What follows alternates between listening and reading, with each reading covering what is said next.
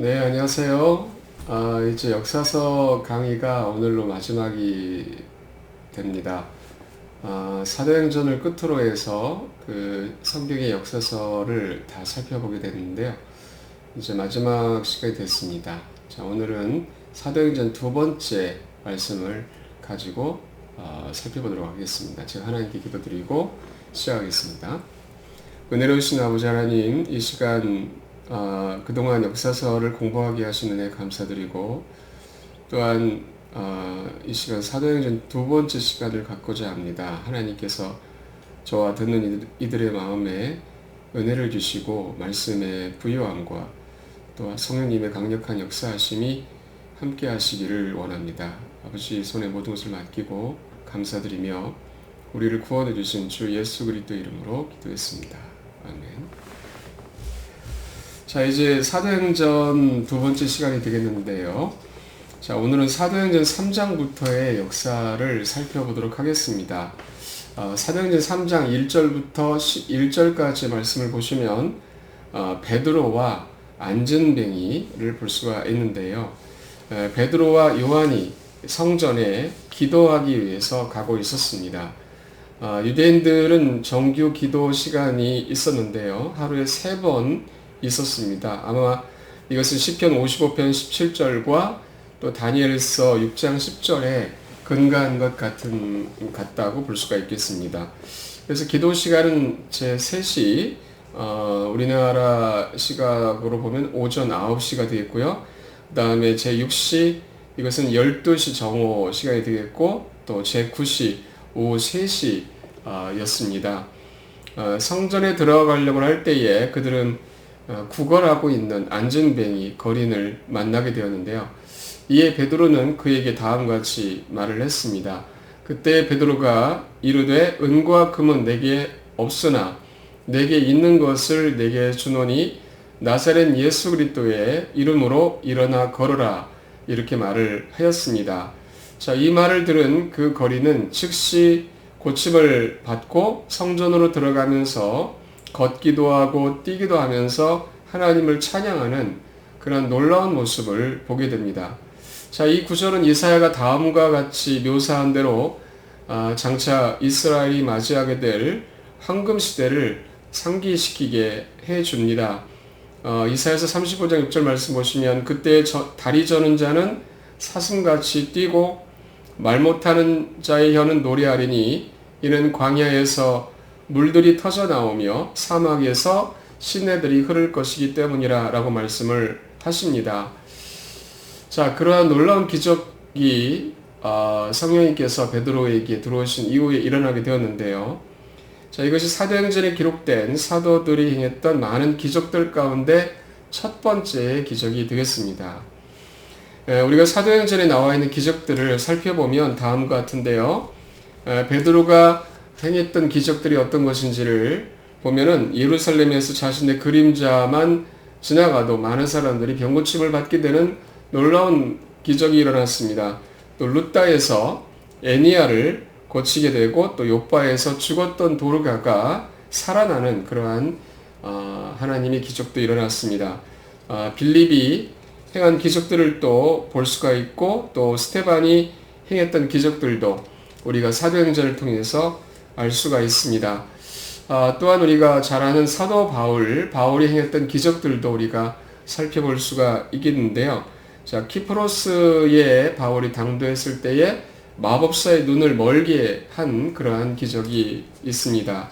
또 이고니움에서 커다란 이적과 기사를 행했던 사건도 기록이 되어 있고요. 또한 루스드라에서 안전뱅이를 일으키는 그러한 사건도 있었습니다. 또 우리가 잘 아는 빌립보에서 마귀 들린 소녀를 고쳐주는, 마귀를 내쫓아주는 그런 기적도 일어났습니다. 또 에베소에서는 많은 병자들이 사도 바울에 의해서 고침을 받게 되었고요. 또한 드로아에서 죽은 자를 일으키는 사건도 일어납니다. 또 멜리데에서도 많은 병자들이 고침을 받게 되는 그러한 사도 바울을 통해서 역사하신 하나님의 기적을 우리가 볼 수가 있습니다. 자, 이렇게 사도행전에서는 성령님께서 제자들 안에 부어주시고 난 이후에 많은 기적적인 역사를 일으키셨다는 것을 알 수 있게 해주시는데요. 자, 우리가 아까 살펴봤던 베드로가 모태로부터 걷지 못하는 그 앉은뱅이를 일으키는 그런 사건을 앞서서 살펴보았습니다. 그가 행했던 이러한 기적 때문에 많은 군중들이 순식간에 솔로몬 행각이라고 하는 곳에 모여들게 되었습니다. 자, 이 장소는 사도행전 5장 12절에서 다시 언급되는데요. 바로 그곳은 초대교회, 즉 예루살렘 교회의 성도들이 모이는 비공식적 집회 장소로 사용되어지고 있다는 것을 볼 수가 있습니다. 또 예수님께서도 바로 이 솔로몬 행각에서 가르치신 적이 있었습니다. 베드로는 자신을 통하여 그 어머니 태에서부터 걷지 못하는 그러한 사람이 고침을 받는 기적적인 역사가 있었고, 많은 군중들이 베드로에게 몰려들었을 때에 이 기회를 놓치지 않고 즉시 모여든 많은 사람들에게 우리 주 예수 그리스도의 십자가에 관하여 선포를 하기 시작을 했습니다.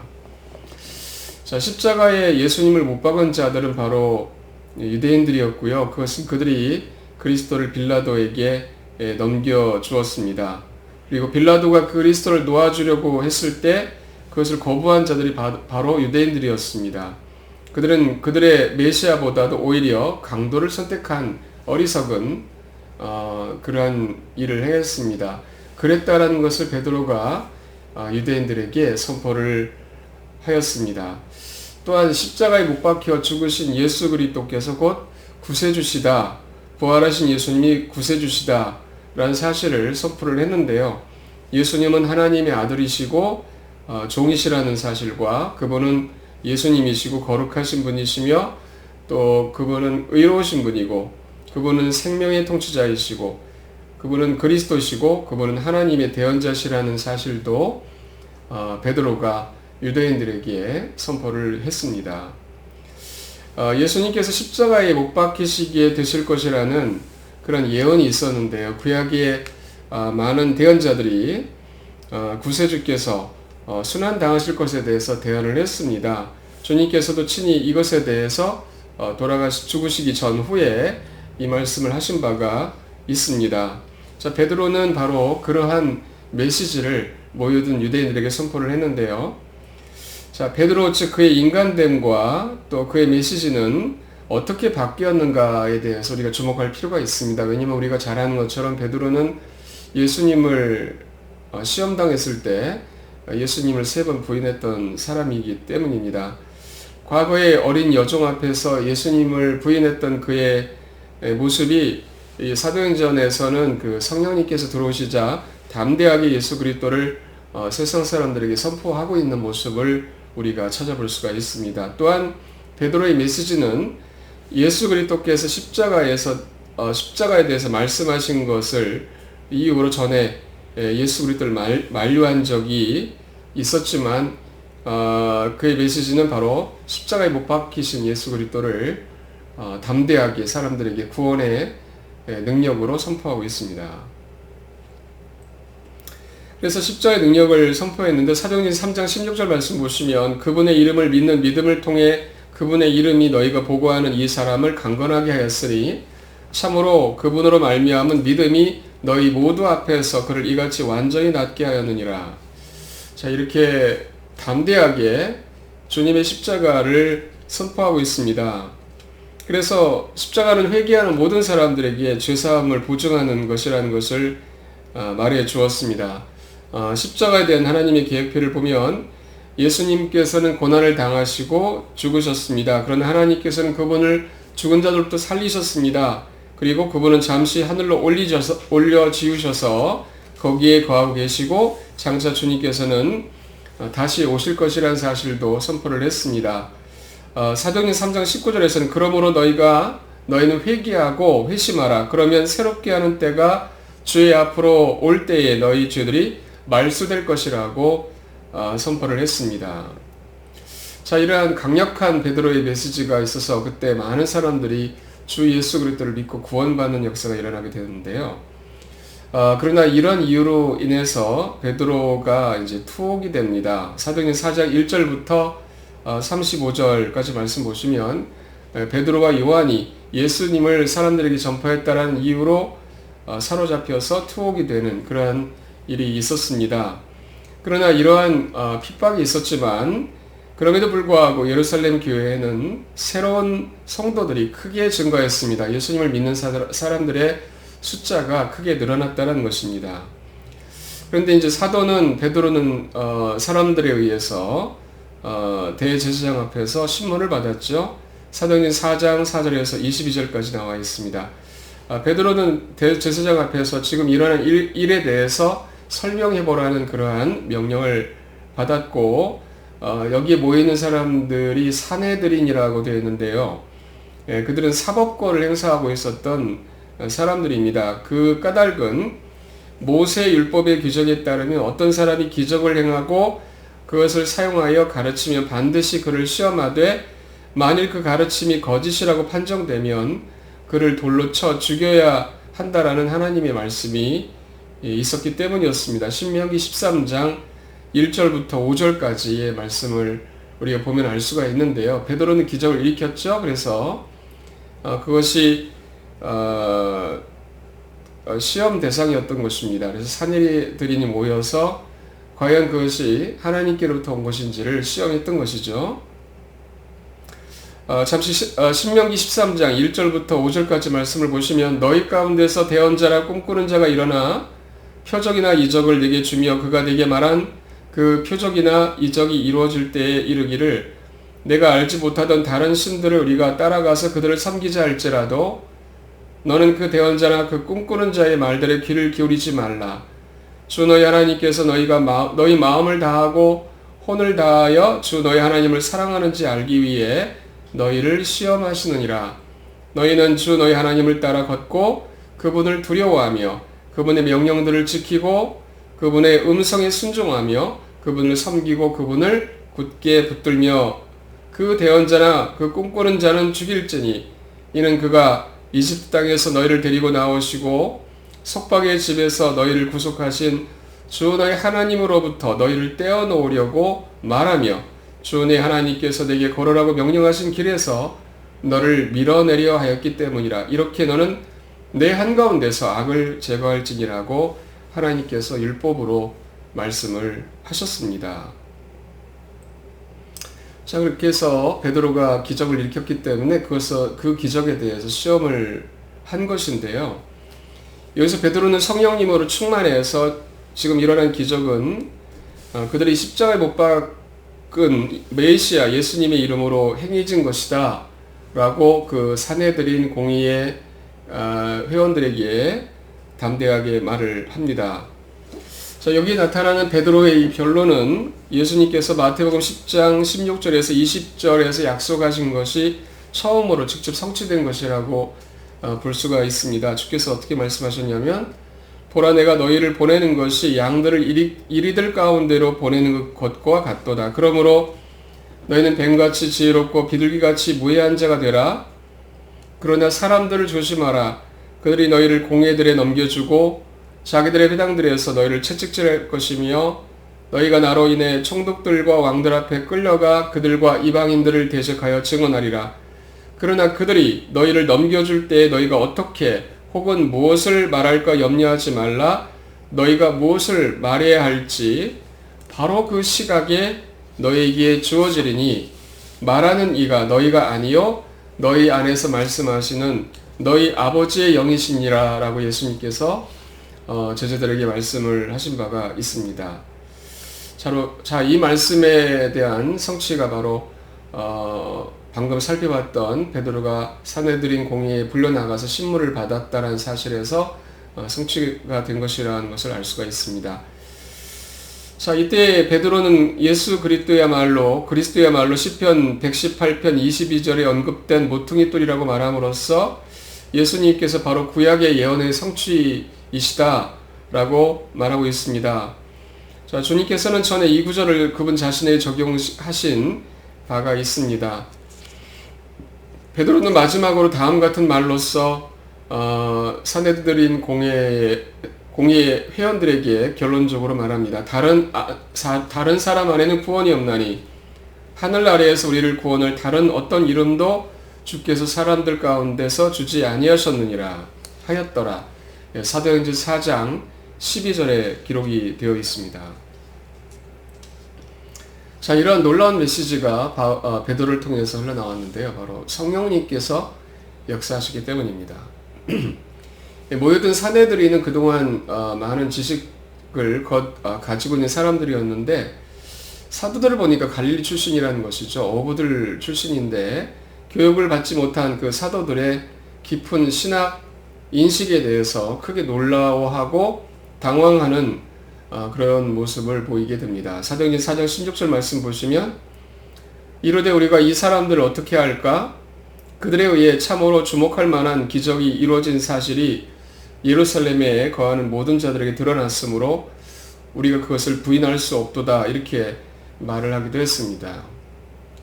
자, 할 수만 있다면 그들은 한사코 그 어머니 태에서부터 걷지 못하는 그 안진뱅이가 일어난 그러한 기적을 부인하려고 했을 것입니다. 그러나 그 기적을 부인할 수가 없었을 뿐만 아니라 예수님께서 부활하셨다는 사실에 대하여 선포하는 베드로의 메시지에 대해서도 부인할 수가 없었습니다.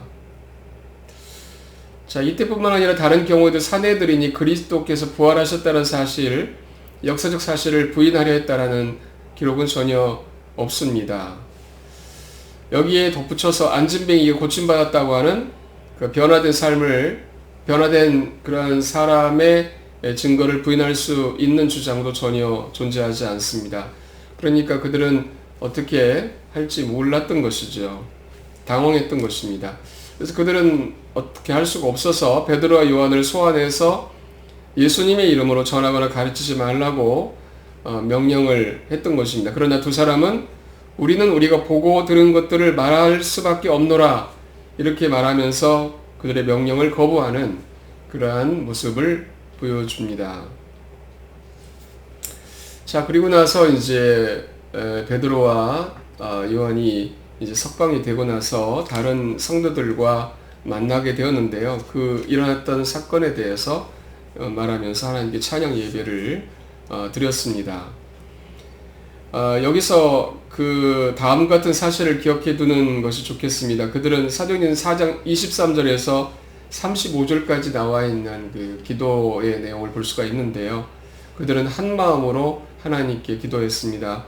하나님께서 주권자이심을 인정을 했고 성경에 지시된 진리를 믿었으며 기도하는 가운데 시편 2편을 인용을 합니다. 그리고 그들은 특별하게 자신들에게 어떻게 해주실 것을 하나님께 간구를 드렸고 오직 주 예수 그리스도의 영광만 구하는 기도를 하나님께 드렸던 것입니다. 진실로 사도들과 거기 모여있는 사람들이 함께 하나님께 드렸던 이 기도는 믿음의 기도였던 거죠. 왜냐하면 본질적으로 그들이 말하는 내용은 주여 이제 그들의 위협을 보시고 또 주의 종들이 전적으로 담대히 주의 말씀을 말하게 하시며 주의 손을 내밀어 병을 낫게 하시고 표적들과 이적들이 주의 거룩한 아이 예수님의 이름으로 이루어지게 허락하옵소서. 자, 이렇게 하나님께 간구를 드렸기 때문입니다. 뒤로 물러나지 아니하고 주님의 말씀을 믿고 또 주님의 명령을 따르면서 담대하게 하나님께 믿음으로 기도했기 때문입니다. 그래서 믿음의 기도이죠. 자, 이와 같은 기도와 찬양의 모임의 결과는 다음과 같은 결과를 낳았습니다. 하나님의 권능으로 건물이 크게 흔들리는 사건이 일어나게 되었고요. 성령님으로 모든 성도들이 충만했습니다. 하나님의 은혜가 가득해서 그들은 서로 형제 사랑을 나누게 되었습니다. 자, 이렇게 믿음의 기도가 가져온 결과가 놀라운 것인데요. 우리 성도들도 하나님 앞에 합심해서 믿음으로 기도한 것에 대하여 하나님이 놀랍게 역사하시고 응답을 하시는 분이십니다. 또한 스데반의 활동이 사도행전 6장 1절에서 7장 60절까지의 말씀에 기록이 되어 있습니다. 자, 이러한 베드로의 복음 선포, 또 많은 사도들의 복음 선포, 또 하나님께서 일으키신 기적들을 통하여 수많은 사람들이 주 예수 그리스도를 믿음으로 예루살렘 교회는 급격하게 성장을 했습니다. 그런데 한 가지 문제가 예루살렘 교회에 발생됩니다. 그것은 뭐냐면 헬라어밖에 사용할 줄 모르는 유대인들이 있었는데 그들 가운데 있는 과부들이 배급해서 부당하게 소외되었다라고 불평하는 그러한 일들이 예루살렘 교회 안에 일어나게 된 것입니다. 그들은 매일의 구제에서 자신들이 히브리어를 말하는 유대 과부들만큼 충분한 식량을 받지 못하고 있다, 이렇게 불평을 했던 것이죠. 그래서 바로 그런 일들에 대하여 해결하기 위해서 7명의 집사를 택하게 된 것입니다. 성경에 거명된 7명의 사람들이 모두 헬라식의 이름을 가지고 있었기 때문에 그들은 모두 헬라 지역의 사람들일 가능성이 있습니다. 만일 그렇다면 헬라어밖에 사용할 줄 모르는 과부들에게 있어서는 긍휼의 조처라고 볼 수가 있겠죠. 자, 7명의 집사를 택한 결과가 무엇입니까? 사도행전 6장 10절 말씀 보시면 하나님의 말씀이 자라나서 예루살렘에서 제자들의 수가 크게 늘어났고 제사장들의 큰 무리도 그 믿음에 순종하였더라, 이렇게 말씀에 기록되고 있습니다. 자, 이렇게 집사를 7명을 선택했을 때 교회에 큰 유익이 있었다는 사실도 보여주고 있죠.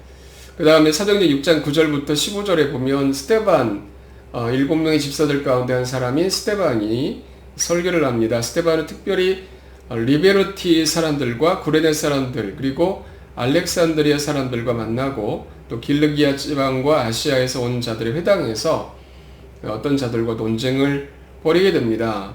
그러나 그들은 스데반이 말할 때 사용하는 지혜와 영을 반박할 수가 없는 것입니다. 그러자 스데반이 이제 고소를 그들에 의해서 당했는데요. 3가지 측면에서 신성모독했다는 이유로 스데반이 고소를 당합니다. 즉 하나님에 대해서 신성모독을 하고 성전에 대해서 신성모독했고 또 모세 율법에 대해서도 신성모독했다. 자, 이렇게 고소를 당하게 됩니다. 그러나 스데반은 다음에 역사적인 관계를 간단하게 설명을 합니다. 모여든 유대인들에게 자신의 입장을 변론해야 되기 때문에 하나님과 아브라함의 관계, 그리고 하나님과 요셉의 관계, 그리고 하나님과 모세의 관계, 또 하나님과 다윗의 관계를 설명을 합니다. 성령님을 통하여 스데반이 말씀을 선포했기 때문에 듣는 유대인들은 매우 큰 감동과 은혜를 받았을 것이라고 보여집니다. 그러나 스데반이 이제 모세가 예언한 대언자가 예수 그리스도시다라는 사실을 사람들에게 밝히고 사람들을 책망을 하기에 이릅니다. 그리고 성전에 대해서 스데반은 사도행전 7장 49절과 50절에서 주가 말하노라 하늘은 나의 왕좌요 땅은 나의 발받침이라 너희가 나를 위해 무슨 집을 짓겠느냐 혹은 내가 안식할 처소가 어떤 것이냐 이 모든 것을 내 손이 만들지 아니하였느냐 하였느니라 라는 구약성경의 말씀을 스데반 집사가 인용함으로써 성전은 하나님을 예배하는 더 이상 필요하지 않다라는 것을 선포를 합니다. 하늘이 하나님의 왕좌고 땅이 주님의 발받침이라고 하시고 너희가 나를 위해서 무슨 집을 짓겠느냐 이렇게 말씀을 하셨기 때문입니다. 예루살렘에 성전이 있었지만 사실은 그 성전은 예수 그리스도를 보여주기 위함이었던 것이죠. 스데반은 51절에서 목이 뻣뻣하고 마음과 귀에 할례받지 않은 자들아 너희가 항상 성령님을 거역하되 너희 조상들이 행한 것 같이 너희도 그렇게 행하는도다라고 말씀을 선포를 합니다. 그래서 주님께서 예언하신 메시아 예수 그리스도를 믿지 못하고 또 주님의 교회를 하나님의 성전인 주님의 교회를 받아들이려 하지 않는 그러한 태도에 대해서 성령님의 능력으로 책망을 했던 것입니다.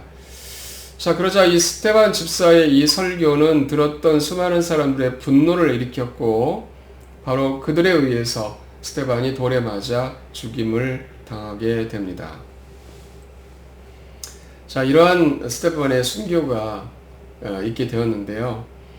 이제 전 세계 대전도 운동과 그 주도자인 천막 만드는 사람 바울에 대해서 이제 살펴보겠습니다. 스데반의 이 설교를 통하여 놀랍게 영향을 받았던 사람이 있다면 대표적으로 바울이라고 볼 수가 있겠죠. 바울은 바로 그 자리에 있었으니까요.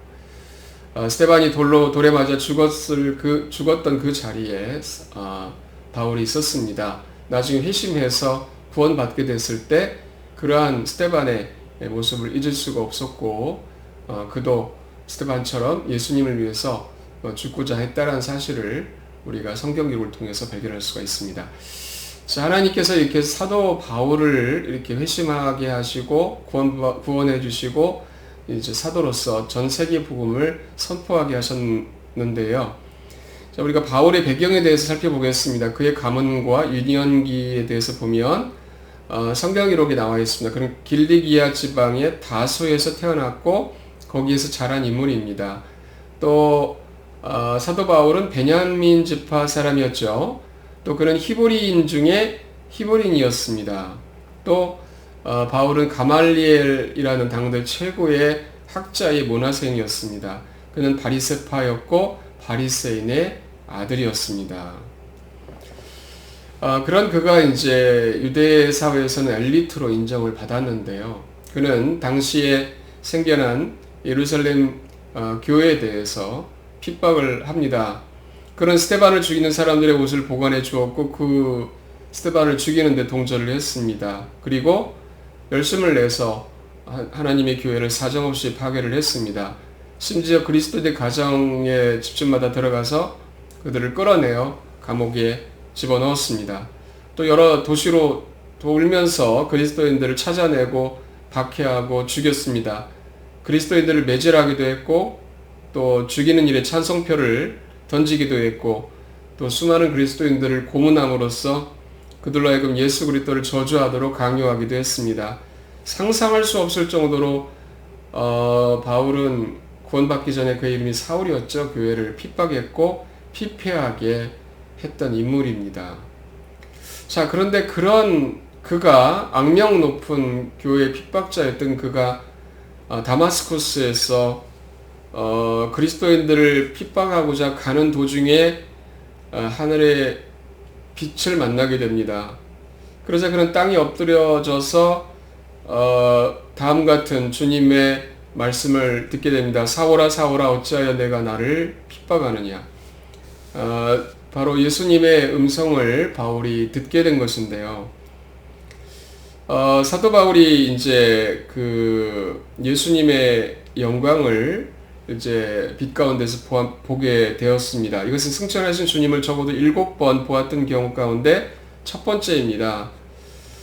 그 다음에 드로아에서 주님의 영광을 보았고요. 또 고린도에서 그리고 사도가 된 이후에 예루살렘 처음 방문을 했을 때 또 예루살렘으로 마지막으로 예루살렘을 방문했을 때 또 로마로 가는 가운데 주님을 또 경험을 했고 또 3층천 셋째 하늘까지 왔다라는 사실도 고린도서 12장 1절부터 4절에 기록이 되어 있습니다. 자, 우리는 사도행전 9장 4절에서 어떤 것을 발견하냐면 그리스도인들을 핍박한다는 사실은 실제적으로 예수 그리스도를 핍박하는 것이다 라는 것을 우리가 알게 됩니다.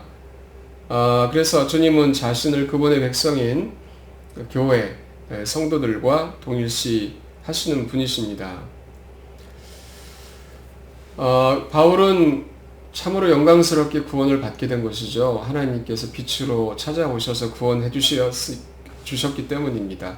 이렇게 영광스럽게 구원을 받고 그러나 대신 눈이 멀게 돼서 다마스쿠스로 인도를 받아 들어가서 너무나 놀라운 일이었기 때문에 3일 동안 먹지도 않고 마시지도 않고 홀로 있었습니다. 그동안 자신이 죽였던 사람들, 매질했고 고문했던 사람들이 너무나 그리스도인들이 너무나 그렇게 자신에게서 고통을 당했기 때문입니다. 하나님께서는 아나니아라는 사람을 바울에게 보내주셔서 바로 주님께서 바울을 택한 사도로 삼으셨다는 사실을 알려주게 하시고, 또 이방인들을 위한 선교를 하게 하셨다는 사실, 그리고 그가 얼마나 많은 고난을 받게 될 것인지에 대해서 주님께서 알려주셨습니다. 또한 하나님께서는 아나니아의 손을 빌어 안수하심으로 바울에게 시력을 돌려주셨습니다. 사울은 다마스쿠스에서 구주 예수 그리스도의 신성을, 그분이 하나님이시라는 사실을 선포함으로써 복음 선포, 즉 선교를 시작을 합니다. 자, 우리가 이 바울에 대해서 이제 그 이후에 바울에 대해서 많이 기록하고 있다는 사실을 알 수가 있는데요. 바울은 회심한 뒤에 3년 동안 영적인 훈련을 위해서 아라비아에 있었다라고 알려지고 있습니다. 또 다마스쿠스에 바울이 돌아온 후에 그는 자기를 죽이고자 하는 유대인들의 음모를 알게 되었습니다. 자, 유대인들은 바울을 끊임없이 죽이고자 했는데요. 1차적으로 사도행전 9장 23절에서 30절, 2차로는 사도행전 11장 30절, 3차로는 사도행전 15장 1절에서 30절까지 말씀, 4차로는 사도행전 18장 21절에서 23절까지 말씀, 그 다음에 5차로는 사도행전 21장 17절에서 23장 35절 말씀에 나와 있습니다. 자, 사도 바울은 베드로와 야고보를 만났죠. 15일 기간에 이제 예루살렘을 방문한 기간 동안에 이제 바나바의 보증도 받게 됩니다.